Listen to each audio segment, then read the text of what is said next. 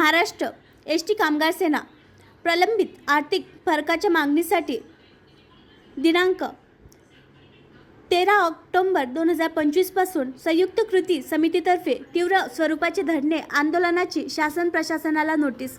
आज दिनांक 24 सप्टेंबर 2025 मुंबई येथे पार पडलेल्या संयुक्त कृती समितीच्या बैठकीत एस.टी. कामगारांच्या आर्थिक फरकासाठी गेल्या अनेक वर्षापासून निद्रा अवस्थेत असलेल्या एस.टी. प्रशासनाला आणि एस.टी. कामगारांची कायम थट्टा करणाऱ्या राज्य शासनाला जागे करण्यासाठी दिनांक 13 ऑक्टोबर 2025 पासून तीव्र स्वरूपाचे धरणे आंदोलन करण्याचा निर्णय घेण्यात आला आहे।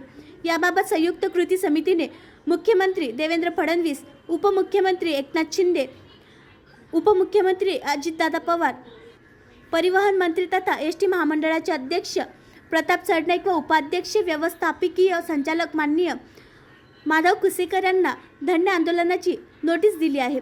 या नोटीस